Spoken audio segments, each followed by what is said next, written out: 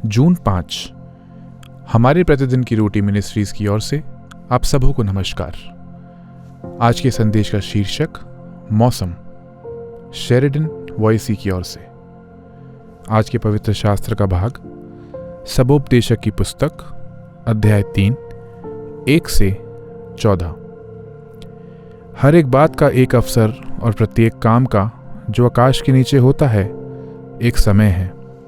जन्म का समय, मरण का समय, बोने का समय, बोए हुए को उखाड़ने का भी समय, घात करने का समय और चंगा करने का समय, ढा देने का समय और बनाने का समय, रोने का समय, हंसने का भी समय, छाती पीटने का समय और नाचने का भी समय, पत्थर फेंकने का समय और पत्थर बटोरने का भी समय, गले लगाने का समय और गले लगाने से रुकने का भी समय, ढूंढने का समय और खो देने का भी समय, बचाए रखने का समय और फेंक देने का समय, फाड़ने का समय और सीने का भी समय, चुप रहने का समय और बोलने का भी समय, प्रेम का समय और बैर करने का भी समय, लड़ाई का समय और मेल का भी समय।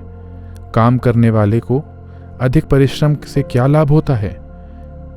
मैंने उस दुख भरे काम को देखा है जो परमेश्वर ने मनुष्य के लिए ठहराया है कि वे उसमें लगे रहें।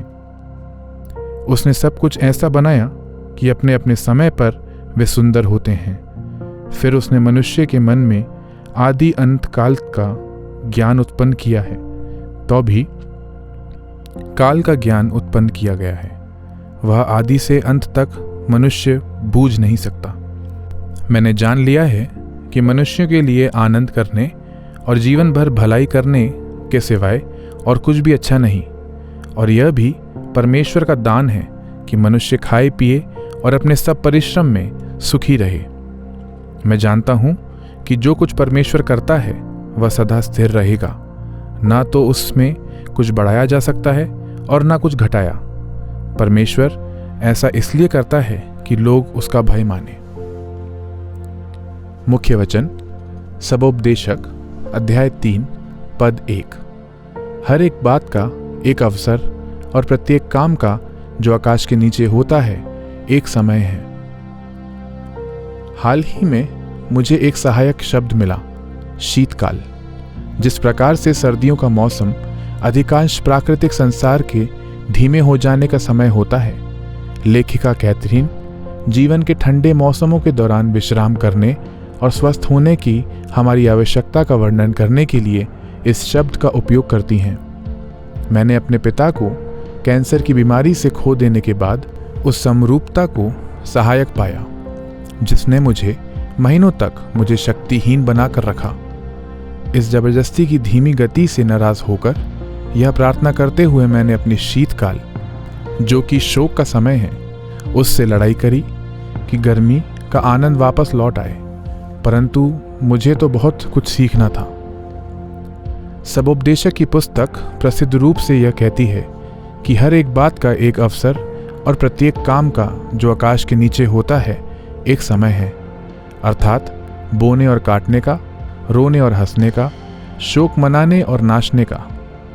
वर्षों से मैंने इन वचनों को पढ़ा था, परंतु इन्हें समझाना या समझना मैंने अपने शीतकाल में ही आरंभ किया, क्योंकि यद्यपि हमारा उन पर थोड़ा नियंत्रण हो भी, तो भी प्रत्येक मौसम सीमित होता है, और जब उसका कार्य पूरा हो जाएगा तो वह बीत जाएगा। और जबकि हम हमेशा यह नहीं समझ सकते कि यह क्या हुआ, परमेश्वर उनके द्वारा हमारे भीतर कुछ महत्वपूर्ण कार्य करता है। मेरा शोक समाप्त नहीं हुआ था, परंतु जब यह समाप्त होगा तो आनंद लौट आएगा। जैसे पौधे और पशु सर्दी में संघर्ष नहीं करते, वैसे ही मुझे भी आवश्यकता थी कि विश्राम करूं और उसे अपना नवीनीकरण का काम करने दूं। मेरे एक मित्र ने प्रार्थना की, हे प्रभु, क्या आप इस कठिन समय में शेरिडन के जीवन में अपना भला काम करेंगे? यह प्रार्थना मेरी प्रार्थना से बेहतर थी, क्योंकि परमेश्वर के हाथों में मौसम तो उद्देश्यपूर्ण वस्तुएं हैं। आइए हम हर एक के जीवन में उसके नवीनीकरण के कार्य के प्रति समर्पित हो जाएं और परमेश्वर से प्रार्थना करें।